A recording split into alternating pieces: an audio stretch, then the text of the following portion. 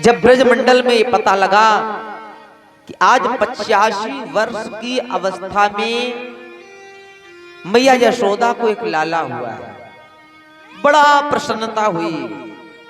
पूरे नगर में जय जयकार हुआ। कल की धुन चल रही थी आपके नजर कानों में, आप भी गूंज रही होगी। एक बार मैं पुनः उसको दोहराना चाहता हूं।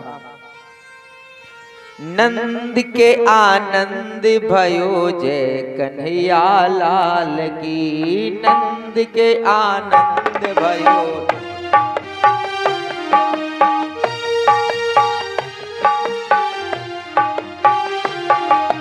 नंद के आनंद भयो जय कन्हैया लाल की, नंद के आनंद।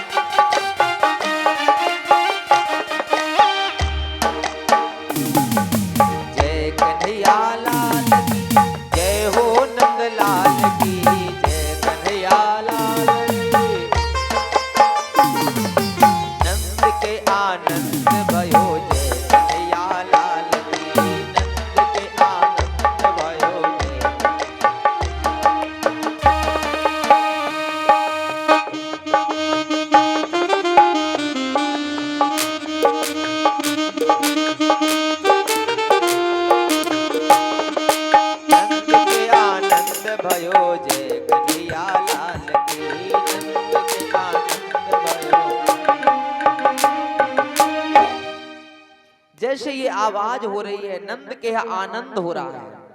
अच्छा, क्या ऐसे नहीं गाया जा सकता था इसको, नंद के यहाँ लाला हुआ? कहा गया नंद के आनंद भयो। अच्छा, आनंद और लाल में अंतर नहीं है? क्यों परीक्षित जी? अंतर बहुत बड़ा है। आनंद, आनंद तो किसी भी प्रकार से हो सकता है।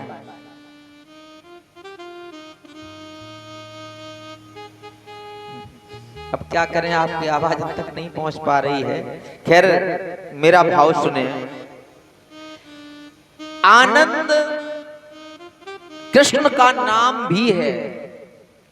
विश्वास ना हो तो रामावतार में चलो। जो आनंद सिंधु सुख राशि है ना, जो आनंद का सागर है उसी का नाम राम रखा गया है। और राम जी ही तो कृष्ण हैं। वो अलग विषय है। तमाम लोग जो सनातन परंपरा को छोड़ करके अन्य संप्रदायों में ज्वाइंट हो गए हैं, जैसे कि हमने उस दिन 4-5 बताए थे। कोई प्रणामी पंथ में है, कोई साकार विश्वहरि में है, कोई दुर्गा राधा स्वामी में।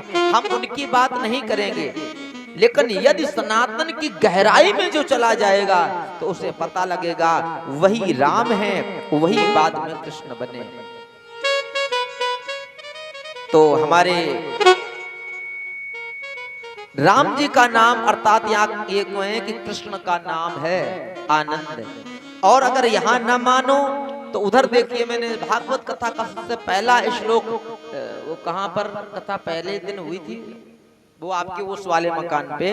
तो हमने कहा था सच्चिदानंद रूपाय, तो उसमें मैंने बताया था सत्चिद धन आनंद। आनंद का नाम भी भगवान है। इसीलिए यहाँ पर कहा गया क्या, नंद के आनंद भयो जय कन्हैया लाल की। आनंद हुआ। अच्छा, जहां आनंद होता है तो जो आनंद के विरोधी होते हैं उनको पर कैसे आनंद आएगा?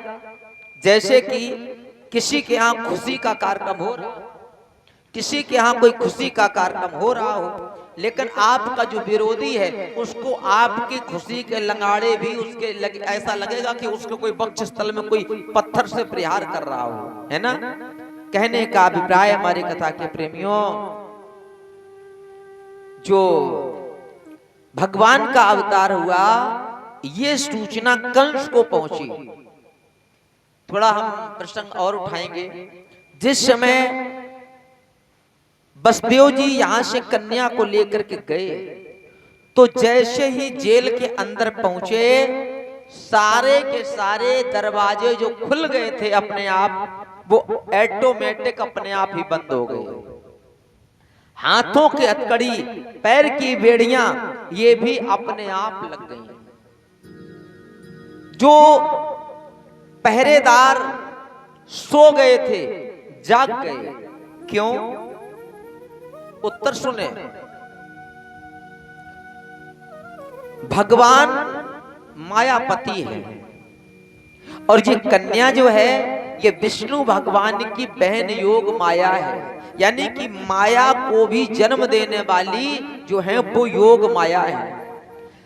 जब मायापति आते हैं तो माया नहीं रहती है। भगवान श्री कृष्ण मायापति है। भगवान के सामने माया कैसे रह सकती? ये हथकड़ी, बेड़ियां, चेल, पहरेदार, ये क्या है? ये माया नहीं तो और है क्या? और जब मायापति आते हैं तो माया के सारे बंधन छूट जाते हैं। लेकिन जब माया आती है तो हम आप लोग माया के बंधन से जकड़ जाते हैं। फलस्वरूप आज जिस बेटी को लेके आए हैं वो योग माया है। जैसे वो आई तो पुनः हम उनके हाथों के हथकड़ी, पैर की बेड़ियां, पहरेदार इत्यादि जो भी कंस ने, भागवत में तो ये लिखा है कि 14,000 सैनिक लगाए गए थे भगवान श्री कृष्ण के जन्मोत्सव के समय। लेकिन 14,000 सैनिकों में न जाने कौन सी भगवान की ऐसी महिमा रही कि एक भी जागा नहीं रहा, सब सो गए उस समय। जैसे बेटी को लेकर के आए, जाग गए सब पहरेदार। बेटी ने रोना प्रारंभ किया।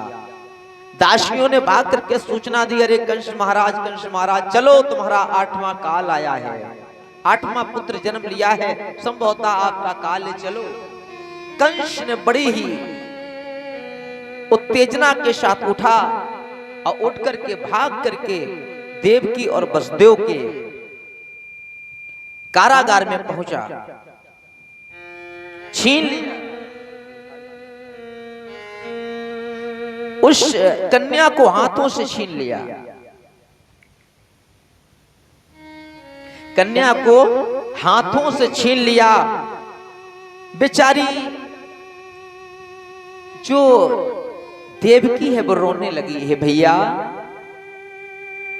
एक नहीं दो नहीं, तूने मेरे 6 पुत्रों का वध कर दिया है और 7वां गर्भ मेरा खंडित हो गया है।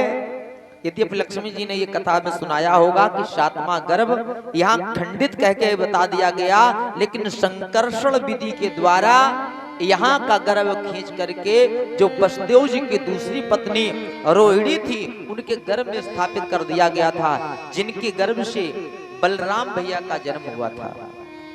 तो आज बेचारी रोने लगी। कंस नहीं माना, आज बेचारी छीन ली कन्या हाथों से कंस ने।